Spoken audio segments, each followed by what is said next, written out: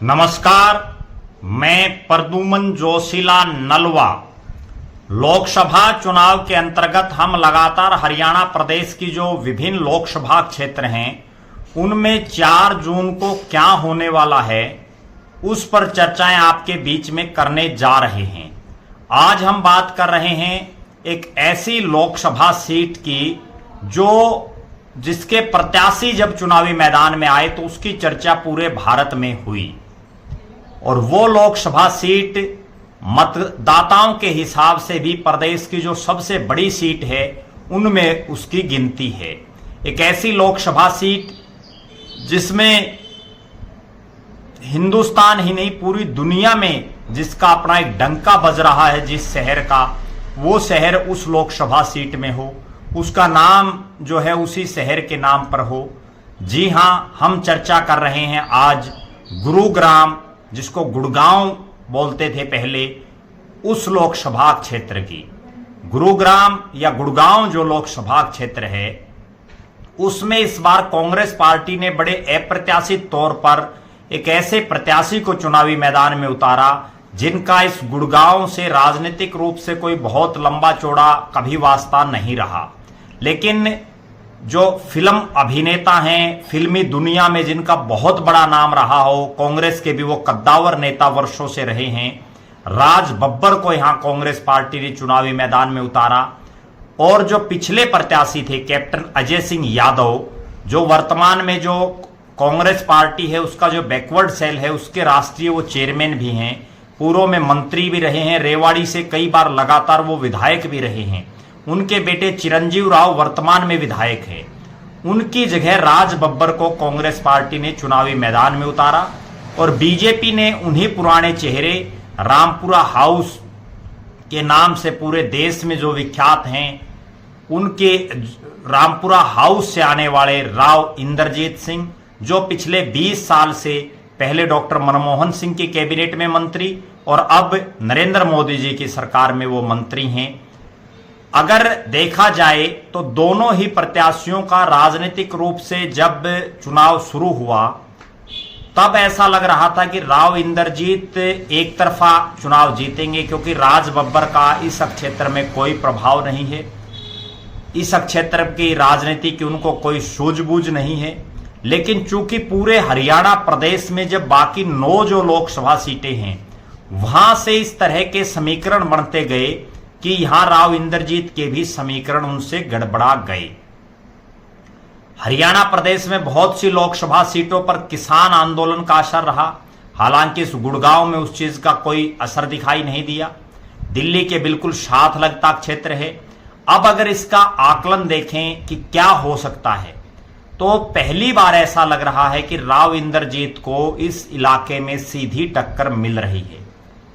और राव इंद्रजीत के इस इलाके में 3 विधानसभा क्षेत्र ऐसे हैं जहां राव इंद्रजीत को बड़ी बढ़त मिल रही है और वो तीनों ही जो विधानसभा क्षेत्र हैं वो गुड़गांव जिले में ही आते हैं, जिसमें प्रॉपर जो गुरुग्राम या गुड़गांव जो शहर है गुड़गांव, उसके बाद बादशाहपुर जो आबादी के हिसाब से, मतदाताओं के हिसाब से हरियाणा प्रदेश की सबसे बड़ी सीट है।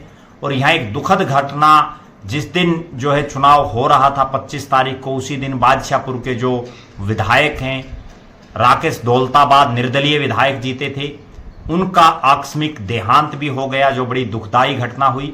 और वहां से बादशाहपुर से राव इंद्रजीत बड़े अपार बहुमत से जीतेंगे। और जो तीसरी सीट है वो है पटौदी। पटौदी आरक्षित सीट है, पटौदी में भी बीजेपी के विधायक हैं।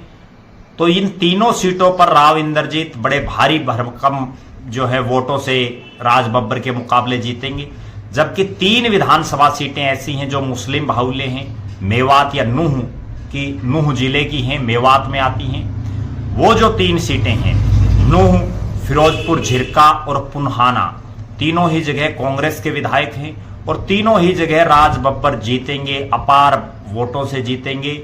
और राव इंद्रजीत के मुकाबले ये 3 हलके उनको बड़ी संजीवनी दे रहे हैं।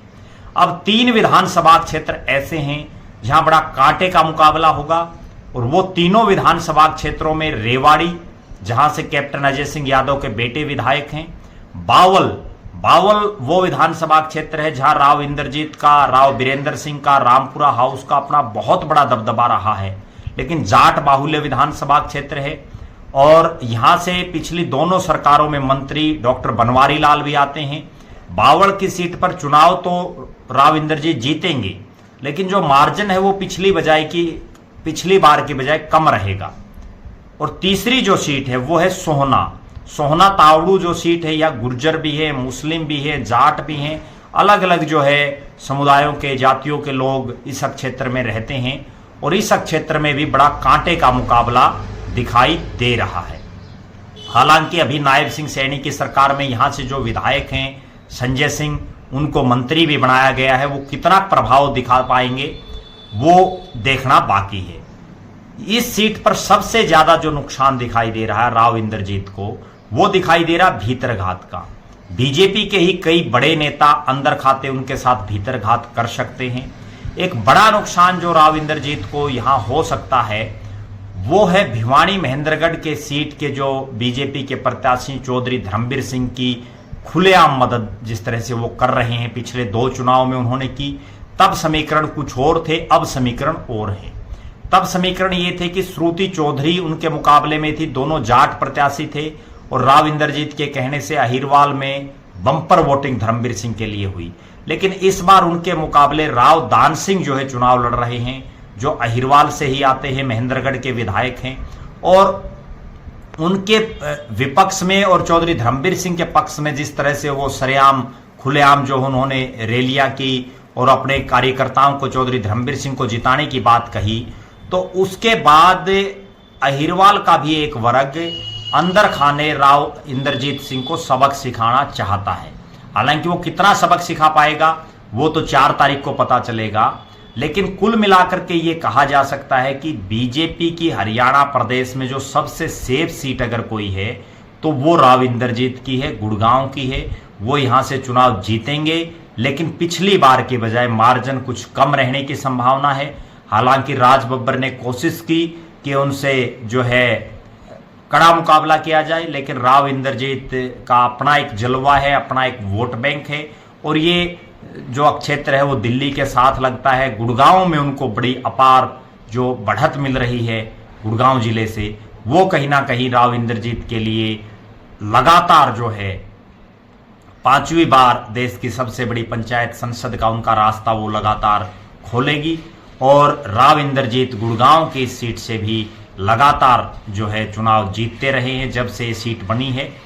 अब कुल मिलाकर के जो परिसीमन के बाद जब से ये सीट बनी है, अब कुल मिलाकर के कहा जा सकता है कि अगर राव इंद्रजीत एक बार फिर से भारी बहुमत से जीतते हैं और बीजेपी की सरकार बनती है, तो उनको जो है तीसरी बार मोदी कैबिनेट में जगह मिल सकती है और इस बार उनको और पावरफुल बनाया जा सकता है। लिहाजा हम सबको 4 तारीख का ही इंतजार है जब ईवीएम खुलेंगी। आप लगातार हमारे साथ बने रहें, हमारे फेसबुक पेज को लाइक और फॉलो करें, यूट्यूब पर चैनल को सब्सक्राइब करें, बेल आइकन घंटी का बटन अवश्य दबाएं, वीडियो को ज़्यादा से ज़्यादा शेयर करें, अपने बहुमूल्य कमेंट्स अवश्य लिखें। आपका बहुत बहुत धन्यवाद। आपका अपना प्रद्युमन जोशीला नलवा।